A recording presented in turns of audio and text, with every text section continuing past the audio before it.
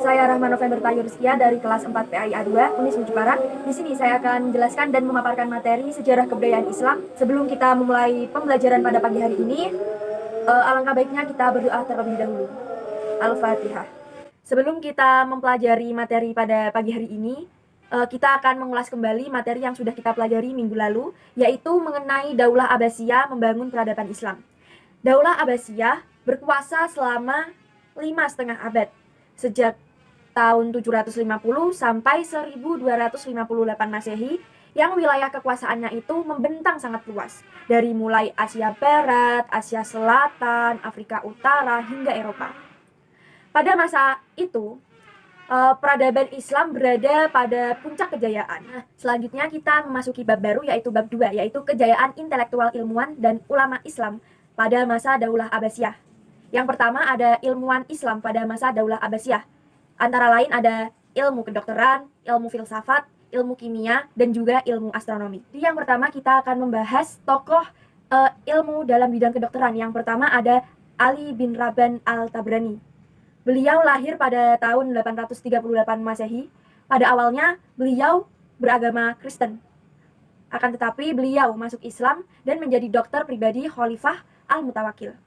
Ali al-Tabrani tidak hanya ahli dalam bidang kedokterannya saja, akan tetapi beliau juga ahli dalam bidang astronomi, filsafat, matematika, dan juga sastra. Beliau karya Ali at-Tabrani, yang pertama ada Firdaus al-Hikmah, yaitu berisi mengenai obat-obatan dan juga cabang ilmu kesehatan. Yang kedua ada Din ad-Daulah, yaitu kitabnya membahas tentang agama dan juga negara. Tiga yaitu Hifdzun Shihah, yaitu sebuah buku yang menjelaskan mengenai cara menjaga kesehatan. Dua, ilmuwan Ar-Razi. Nama lengkapnya yaitu Abu Bakar Muhammad bin Zakaria Ar-Razi. Beliau dilahirkan di kota Rai, Teheran, ibu kota Iran, di Baghdad. Ar-Razi juga merupakan penulis yang paling produktif semasa hidupnya.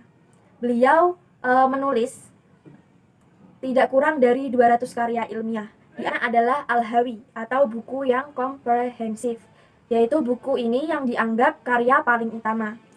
Beliau dalam bidang kedokteran yang pertama kali diterjemahkan dengan bahasa Latin oleh seorang dokter Yahudi, Cecilia Fard bin Salim. Karya yang kedua yaitu Al-Judari wal Hasbah. Buku ini membahas tentang penyakit cacat, campak, bisul, serta dipandang sebagai mahkota dalam ilmu kedokteran. Dan kedokteran yang ketiga yaitu ada Ibnu Sina. Nama lengkapnya Abu Ali al-Husain bin Abdullah bin Ali bin Sina. Orang Arab memberikan gelar yaitu Syekh Khurais atau pemimpin orang terpelajar.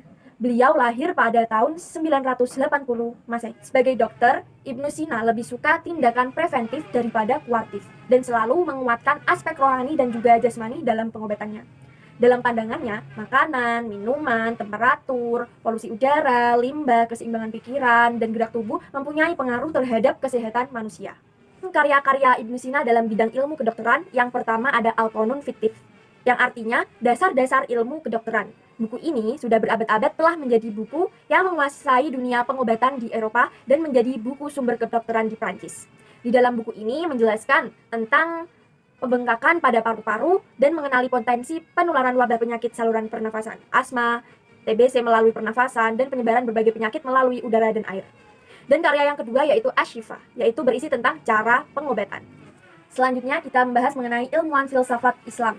Filsafat atau falsafah sendiri merupakan pengetahuan tentang kebenaran yang dipahami oleh akal manusia. Tokoh yang pertama yaitu Al-Kindi. Al-Kindi nama lengkapnya yaitu Abu Yusuf Yakub bin Ishaq bin Sabah Al-Kindi, seorang putra dari gubernur yang lahir di Kufah sekitar tahun 801 Masehi. Tidak kurang dari 361 buah karya ilmiah yang ditulis beliau. Namun, kebanyakan dari karya-karya beliau tidak bisa ditemukan. Di antaranya Fi Madhal al-Mantiq bil Istifa al-Qaulfi. Karya beliau, Al-Kindi berusaha menjelaskan hubungan agama dengan filsafat. Ia juga mengatakan antara filsafat dengan agama tidak pertentangan dan tidak perlu dipertentangkan karena keduanya sama-sama mencari kebenaran. Ilmuwan di bidang filsafat yang kedua yaitu Al-Ghazali.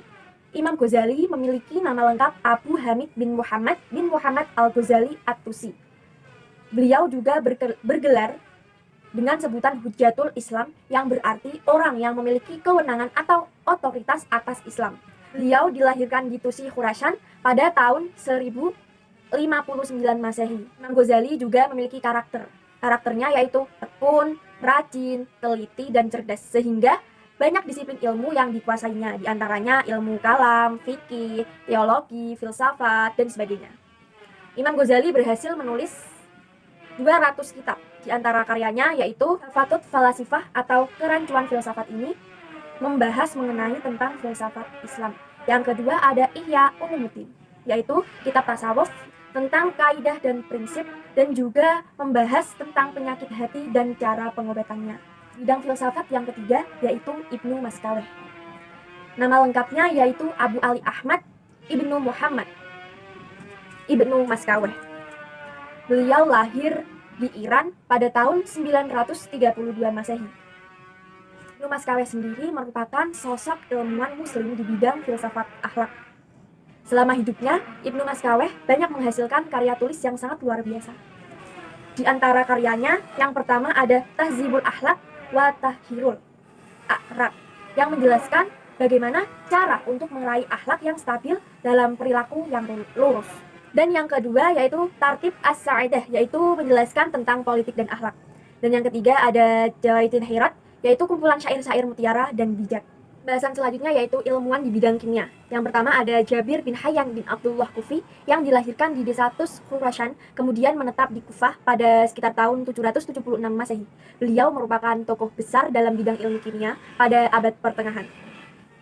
Penguasaannya terhadap ilmu kimia dapat membawa beliau menjadi seorang ahli kimia yang termasyhur di Palau, juga memperbaiki beberapa metode seperti metode penguapan, sublimasi, peleburan, dan juga kristalisasi.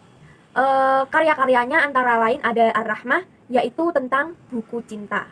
Yang kedua ada Al-Tajmi, yaitu isinya mengenai konsentrasi. Dan yang ketiga ada Al-Zibak Al-Syarqi, yaitu mengenai air raksa timur. Yang terakhir ilmuwan dalam bidang astronomi, salah satunya Al-Khwarizmi.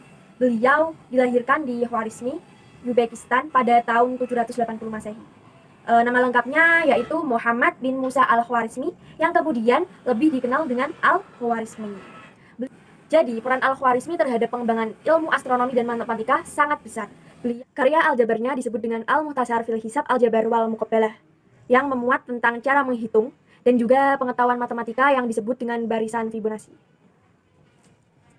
Jadi dapat kita simpulkan bahwa ilmuwan dalam bidang kedokteran yang pertama ada Ali At-Tabrani, ada Ar-Razi, dan juga Ibnu Sina. Dalam ilmuwan dalam filsafat Islam ada Al-Kindi, Al-Ghazali, dan Ibnu Maskaweh. Dan dalam ilmuwan di bidang kimia yaitu ada Jabir Al-Hayyan. Beliau merupakan bapak kimia muslim pertama di dunia yang diberikan julukan atau disebut dengan Jibir. Itu merupakan sebutan bagi orang barat. Untuk di bidang astronomi, yaitu tokohnya Al-Khwarizmi. Peran Al-Khwarizmi terhadap pengembangan ilmu pengetahuan dan matematika sangat besar. Jadi, ilmu pengetahuan yang paling muncul atau paling menonjol dari aktivitas intelektual bangsa Arab dan umat Islam yang lahir atau yang nampak karena adanya motif dari keagamaan, seperti teologi, fikih, hadis, dan juga filologi, serta linguistik. Pengembangan ilmu agama pada masa Daulah Abbasiyah ini juga diikuti dengan munculnya para ulama yang mumpuni dan produktif, sehingga ulama-ulama tersebut banyak menghasilkan karya-karya ilmiah. Nah, terima kasih penjelasan dari saya. Apabila ada kesalahan dalam perkataan, perbuatan, pengucapan, dan penjelasan dalam materi, mohon dimaafkan. Allahumma fiq ila aqwimit thoriq. Wassalamualaikum warahmatullahi wabarakatuh.